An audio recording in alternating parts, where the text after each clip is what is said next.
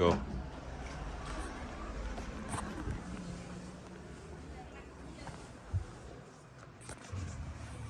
Are you ready for war? Ever since the dawn of human time, every single king, every single emperor, every single sultan would always go out and conquer land to demonstrate power, gain social status, and take control of people. We used to literally go out and kill all the working age males in other people's societies. Take their women and everything that they ever had. Now in my speech, I will be explaining how to use a Captain Chessman chessboard to become better at warfare. Now the modern world has come today and propagated this idea that we're all equal, we're all civilized, we don't need violence or warfare. But they're wrong. Every single day you are in a constant battle with yourself, your own mind, with other people at work or at home. And that's why this topic is of the utmost importance. Now, in my speech, I will first be going over the context of this chessboard. Then I will be going over the first, the second, and the third stage of the chess game and how it exemplifies warfare.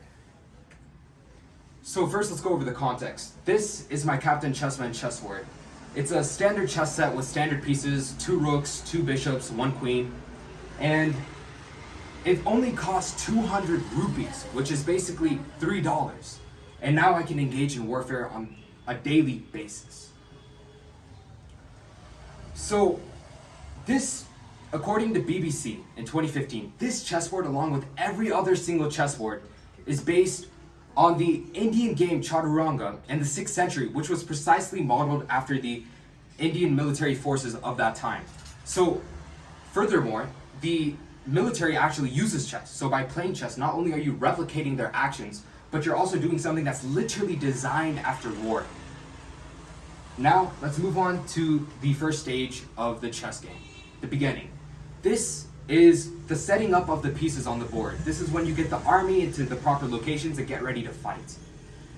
This is about setting yourself up for the future. Now, according to thechessworld.com, Yuri Markushin, an amateur chess player rated just below 2000 USCF, he makes it extremely clear that it's all about positioning. Do I want to move my knight to that square or so I can fork their pieces? Or no, it's just a sacrificial knight. Do I want to spend the next 2 hours of my life at the movies, or do I want to spend it productively in deep work improving myself for future battles? Through the beginning of the chess game, you will learn about the importance of positioning and how to apply it to your life. Now let's move on to the mid-game. Now this is the majority of the chess game. This is when you and your opponent are in a constant frenzy. You guys are fighting to kill each other, but keep yourself safe at the same time. This is where you will realize that each piece on the chessboard represents a unique weapon in war. A nuclear atomic warhead is not on the same level as a sniper. One is more destructive and widespread, while the other one is more precise. And when you're in a job interview asking your boss for a raise, you'll first consider what weapons you have in your arsenal first. Do you want to use the anger that's been stockpiled within you because you didn't get the raise last time? Or do you want to beg and plead him because you're going to be homeless next week? Or are you going to present the clear evidence of you working hard and diligently at your job for the last couple weeks?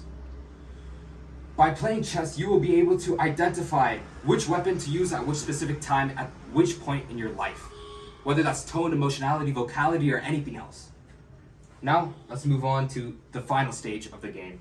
This is the end of a war. This is when one side has clearly won and both sides have suffered losses. This is typically when the emperors and the conquerors assimilate the conquered people into their lives. They use them for labor, and they rebuild broken infrastructure. This is where you specifically internalize why you won or lost. According to Gamesphere.com, an organization which shares knowledge about games, they made it extremely clear that chess forces you to learn from your past mistakes. If you didn't get that raise, ask yourself why. Once you identified why, now you are armed with this knowledge in future battles, which will allow you to win them. If you won, you still ask yourself why. And now you know of a reliable weapon to use in future battles.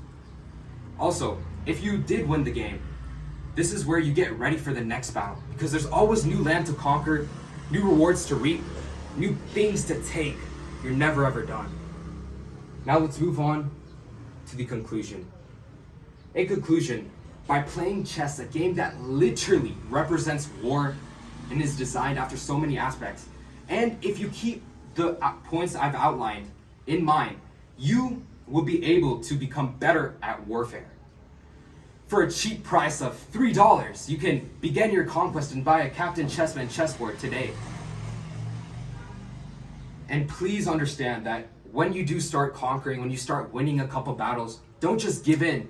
Don't just stop. Continue full momentum straight ahead at more and more battles, because there's always new lands to conquer, new rewards to reap, new things to do. Continue straight ahead, full momentum. Thank you for your attention tonight. Awesome.